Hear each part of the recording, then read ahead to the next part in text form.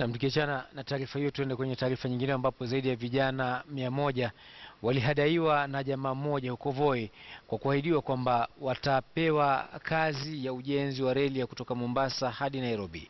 Vijana hao walitakiwa kutoa shilingi 1500 kama nauli yao, lakini baada ya kufika mjini Voi, jamaa aliyoahidi kazi hiyo alitoweka, huku vijana hao wakisalia wakikosa la kufanya.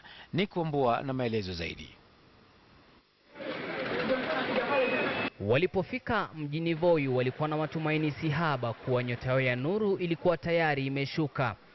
Lakini matumaini yao yaligeuka na kuwa huzuni na hamaki baada ya jamaa waliyemtegemea kuelekeza kwa kazi waliokuwa wameenda kufanya ujenzi wa reli katika eneo la Manyani kutoroka, asipatikane hata kwa simu.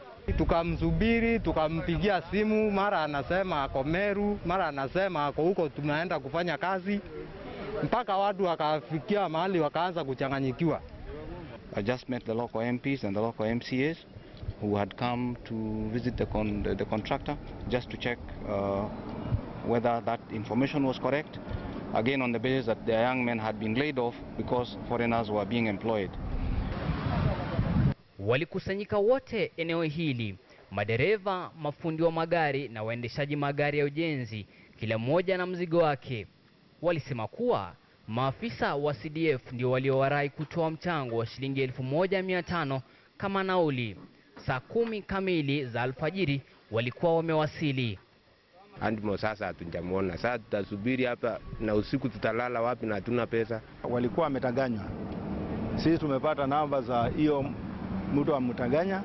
Tumeongea na hiyo watu warudi Meru, lakini meantime tunaendelea kufanya investigation tukamata hiyo mtu na tumustaki kwa kuwatanganya na kuchukua pesa yao.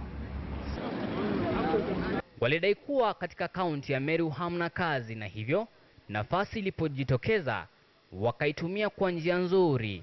Hata ingawa walifurahishwa na hatua ya serikali ya kutoa nafasi kwa vijana chini ya mradi huo, vijana hao walilalama kuwa kaunti ya Meru imesahaulika katika kazi hiyo. Baadhi yao sasa wameanza kufanya mpango wa kurejea makwao na kuomba msaada angalau kwa nauli kutoka kwa familia zao, huku wengine wakibaki na matumaini kuwa ndoto yao itatimia. Nicholas Mbua, KTN leo.